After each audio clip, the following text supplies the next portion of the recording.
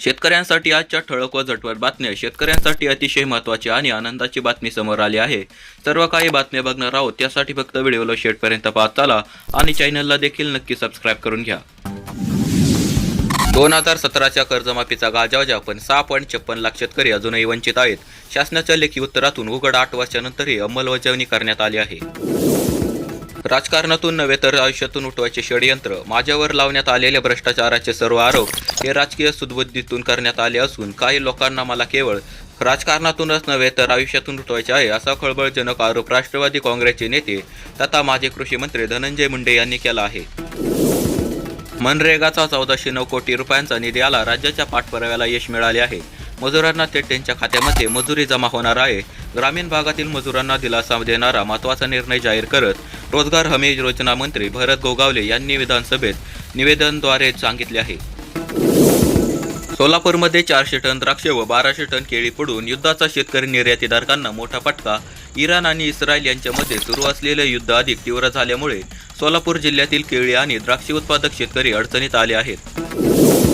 मविवाकडून शरद पवार उमेदवार, काँग्रेस ठाकरे गटाचा पाठिंबा. शरद पवार तिसऱ्यांदा राज्यसभेत. काही दिवसांपूर्वी संसदीय राजकारणाची 60 वर्षे पूर्ण केलेले शरद पवार हे तिसऱ्यांदा राज्यसभेत जाणार आहेत, अशी माहिती समोर आली आहे. राज्यात एका वर्षात 4 लाख घरकुले पूर्ण. महाराष्ट्रात एका वर्षात जवळपास 4 लाख घरकुले बांधून पूर्ण झाली असून हा आजपर्यंत विक्रमी असल्याची माहिती मिळाली आहे. सरसकट कर्जमाफी करणे गरजेचे आहे. 2 लाख रुपयापर्यंतची कर्जमाफी शेतकऱ्यांसाठी फारशी उपयोगी ठरणार नाही. सरसकट कर्जमाफी करून एकदा शेतकऱ्यांना कर्जाच्या विळख्यातून मुक्त करणे अत्यंत आवश्यक आहे. राज्यातील शेतकऱ्यांना मिळणार 6,000 रुपये. केंद्र सरकारने PM किसान योजना राबवली आहे. या योजनेत शेतकऱ्यांना वर्षभरात 6,000 रुपये दिले जातात. प्रत्येकी 2,000 रुपयांचा हप्ता दिला जातो. पण आता शेतकरी PM किसान योजनेचा 2,000 रुपयांची हप्त्याची वाट पाहत आहेत. कधी मिळणार शेतकऱ्यांना PM किसान योजनेचा हप्ता? सुनेत्रा पवारांनाही घातपाताचा संशय. अजित पवार यांचा विमान दुर्घटनेत मृत्यू झाल्यानंतर हा अपघात नसून घातपाताचा संशय असल्याचा रोहित पवार वारंवार व्यक्त करत आहेत. लाडकी बहीण योजनेत मोठी छाटणी होणार असून 60 लाख लाभार्थी कमी होणार आहेत. विधानसभा निवडणुकीपूर्वी महायुती सरकारने आणलेली लाडकी बहीण योजनेला जोरदार प्रतिसाद मिळाला होता. सरपंच प्रशासकांना आर्थिक निर्णय घेण्यास मनाई. उच्च न्यायालयाचा ग्रामपंचायतीबाबत मोठा निर्णय. मुदत संपलेली ग्रामपंचायतीवर प्रशासक म्हणून नियुक्ती करण्यात आलेल्या सरपंचांना आर्थिक निर्णय घेण्यास पुढील आदेशापर्यंत मनाई करण्यात आली आहे. जुन्नर भागात ठिबक सिंचन अनुदानात एका ठिकाणी गैरप्रकार आढळले, त्यानुसार कारवाई करण्यात आली आहे. याशिवाय या भागातील 3 दुकानदारांनीही वितरण नोंदणी करारातील अटी व शर्तीचे पालन न केल्यामुळे ठिबक व तुषार सिंचनाचे संच विक्री बंदचे आदेश देण्यात आले आहेत.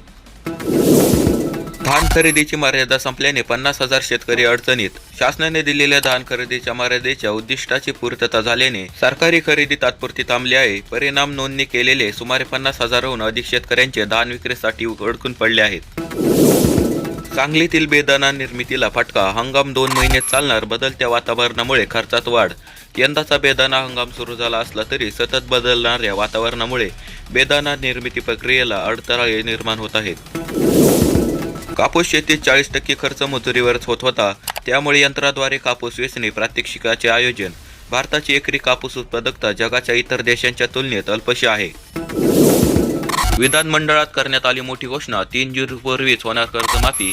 राज्यातील कर्जबाजारी शेतकऱ्यांच्या डोक्यावरचा कर्जाचा डोंगर आता लवकरच कमी होणार आहे, कारण राज्य सरकार लवकरच कर्जमाफीची ऐतिहासिक मोठी घोषणा करणार आहे. रशिया पुरवणार भारताला तेल. बाजारपेठेत कच्च्या तेलाचा पुरवठा रोखला गेला आहे. यामुळे भारतासह जगभरातील देशांमध्ये इंधनाच्या किमती वाढण्याची शक्यता आहे. यामुळे भारताच्या अर्थव्यवस्थेलाही फटका बसण्याची शक्यता आहे. या संकटाच्या काळात रशियाने भारताला पाठिंबा दिला आहे. राज्यभरातील शेतकऱ्यांसाठी मोठी खुशखबर. शेतकऱ्यांना मिळणार 6,000 रुपये. PM किसान आणि नमो शेतकरीचा हप्ता एकत्र येणार. 10 ते 15 मार्च या कालावधीत शेतकऱ्यांना हप्ता मिळण्याची शक्यता आहे.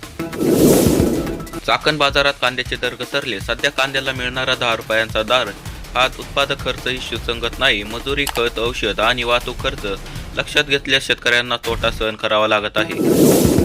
राज्यात तब्बल 30% वीज चोरी होत आहे. इलेक्ट्रिक वाहनांच्या संख्येत वर्षभरात 3 लाखांची वाढ झाली असून राज्यात वीज चोरी होत आहे असा दावा करत आहेत. केळी पिकाला 700 कोटींचा फटका. अमेरिका आणि इराण युद्धाचे परिणाम. वेगवेगळ्या टप्प्यांमधील केळीचे 1500 ते 1750 कंटेनर अडकले. द्राक्षासह फळांच्या निर्यातदारांचे हजारो कोटींचे नुकसान होण्याची भीती. व्यापारी चिंतेत. ऊस उत्पादक शेतकऱ्यांना प्रतिटन 500 रुपयांची मदत द्या. साखर उद्योगावरील आर्थिक ताण वाढत असताना राज्यातील कारखान्यांकडील देणी 4800 कोटी रुपयांपर्यंत गेली आहे. अतिवृष्टी अनुदानासाठी शेतकऱ्यांची तहसील तलाठी कार्यालयात चक्रा. गेल्या वर्षी ऑगस्ट आणि सप्टेंबर या महिन्यात अतिवृष्टी झालेल्या नुकसानीसाठी शासनाने जाहीर केलेले अनुदान तालुक्यातील सुमारे 40% शेतकऱ्यापर्यंत अद्याप पोहोचले नसल्याची तक्रार आली आहे.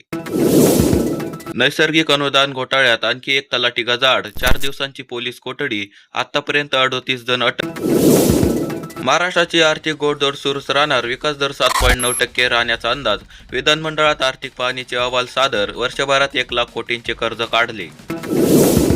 शेतकरी मित्रांनो, आज दिवसभरातील महत्त्वाच्या बातम्या आपण पाहिल्या आहेत. तर व्हिडिओ कसा वाटला ते कमेंटमध्ये नक्की सांगा आणि आपल्या चॅनलला सबस्क्राईब करा. भेटूया येणाऱ्या पुढच्या व्हिडिओमध्ये. तोपर्यंत धन्यवाद.